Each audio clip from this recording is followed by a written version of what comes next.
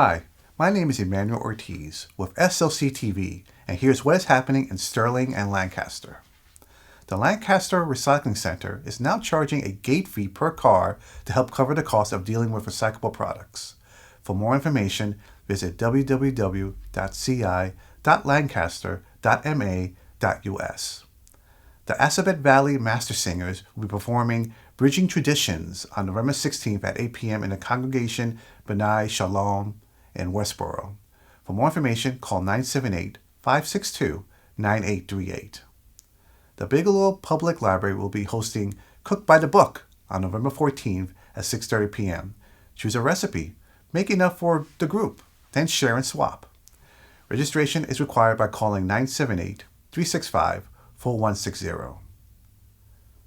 The Central Massachusetts Genealogical Society will meet on November 19th at 22 Elm Street, Gardner at 7 p.m. Speaker Sarah Campbell will discuss the topic of using social media for genealogy. The Thayer Memorial Library will be hosting Restoration of the American Chestnut Tree, November 18th at 6:30 p.m. Kurt Laffin will talk about the history and demise of these trees and the efforts to restore them to their former glory. The Lancaster Community Center will be holding their annual Friendsgiving on November 21st. For more information, call the center at 978-733-1249. It's getting chilly outside. If you and someone you know needs fuel assistance, call Melanie at 978-733-1249 to see if you qualify for help. Don't go cold this winter. I'm Lex Thomas with Sterling-Lancaster Community Television.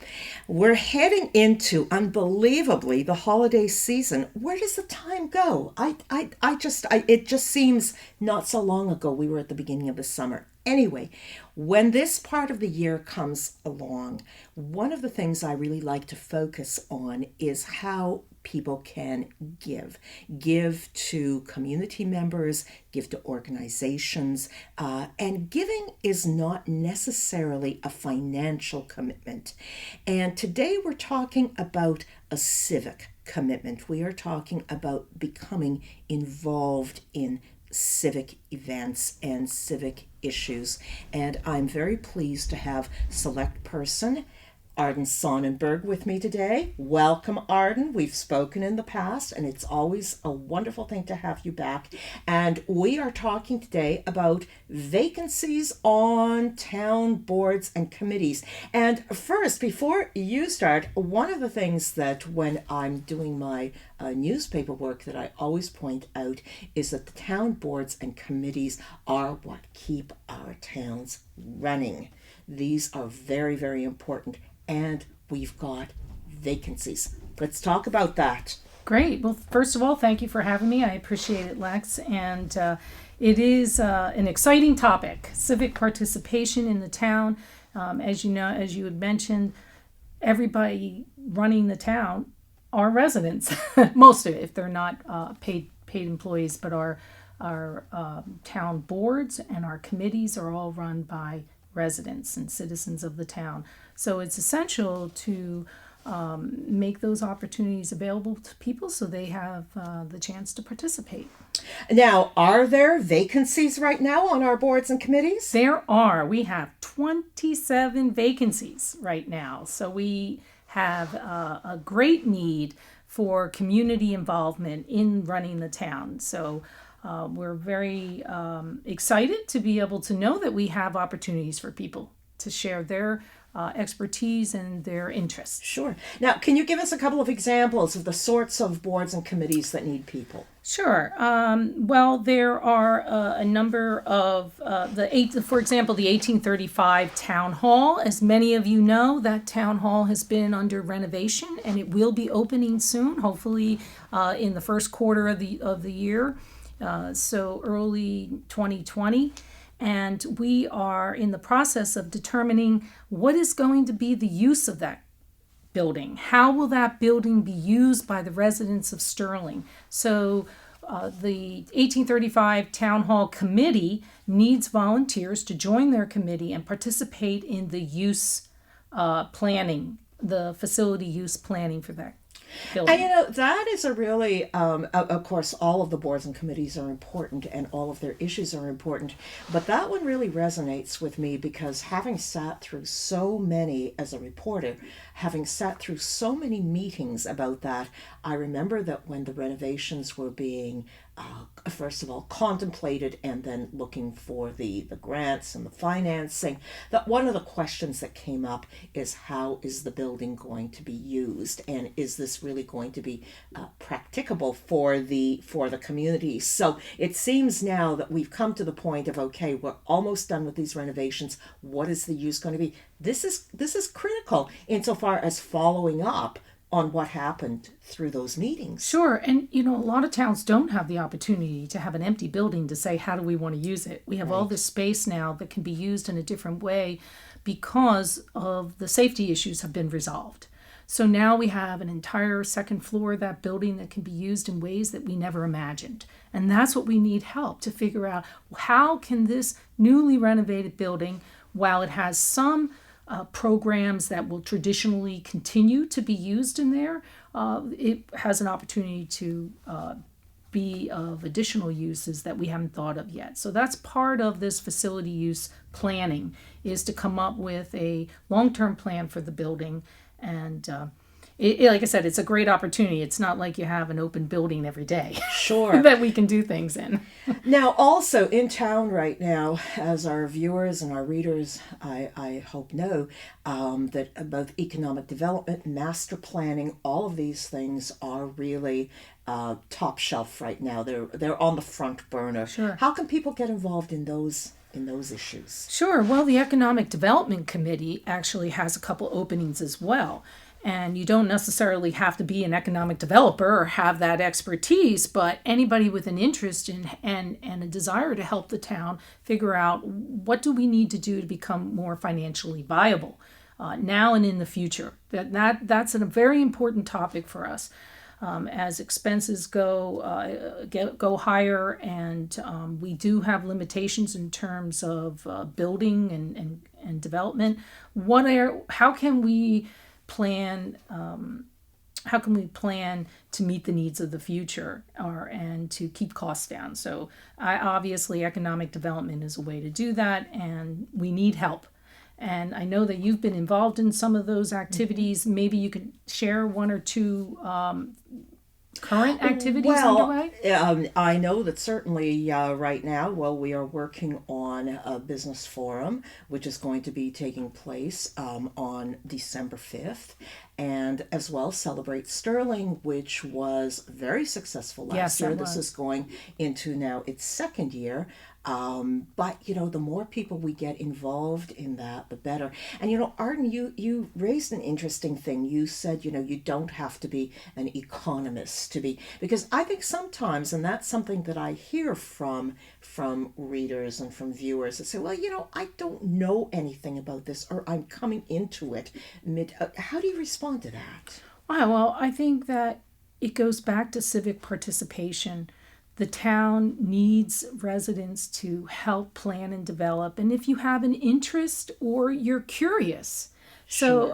And you have some time to share, that's what we're looking for in a lot of these different boards. There's a historical commission, there's a town forest committee, there's an agricultural committee. So it goes from business to facilities to agriculture. There's a lot of areas of interest that you might have and might be able to devote some time to. I would like to also say that typically a lot of the boards and committees will have meetings where people will attend maybe once a month, twice a month. And if you're unable to maybe attend a meeting in person but still want to participate, I would like to know how you think that might be accomplished. We have an opportunity to use technology to our advantage, so it may not always be about just attending a meeting. Mm-hmm. It could be helping out with advertising or helping out with planning just one event. There could be many ways in which you can participate. So if you think that you'd like to join a committee or interested in a certain topic, Please know that there are more than one way to participate. Now, also, another thing that, because I know a lot of these meetings take place in the evenings That's true. because, people work and whatnot. But at that time, then you've got the family, you've got the Yes. kids, you've got those sorts of commitments.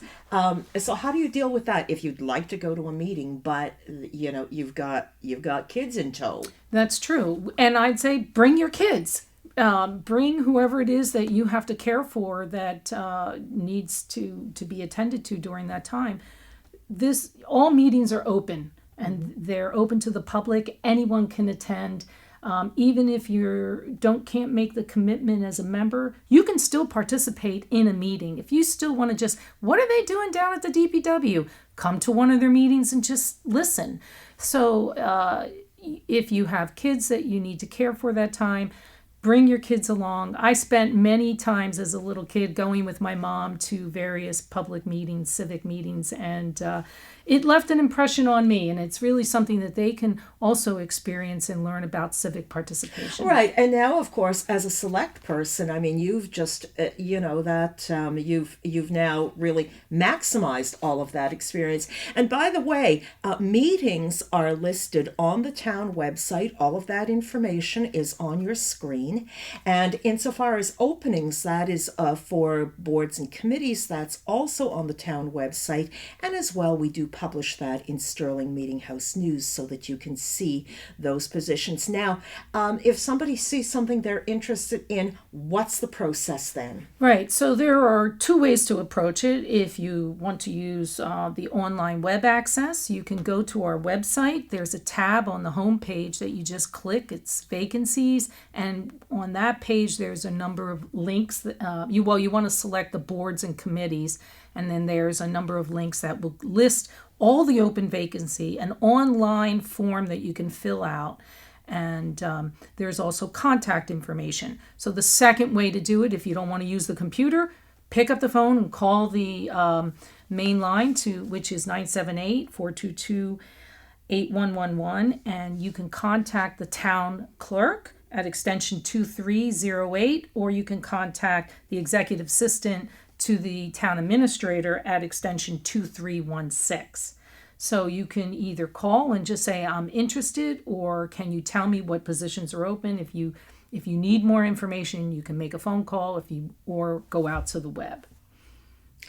And, when people are looking at these, how can they find out what each committee or board does? So, if they're looking at just, for instance, the title and what the committee is, how can they kind of refine what it is they're looking to do? Well, the good news is if you go online, if you're using the computer and you go online, all of the items, all of the openings and all of the listings of the boards that are available for people to participate in have a hot link. So you could just click the title of the board and it'll take you to that page, the web page for that board or committee.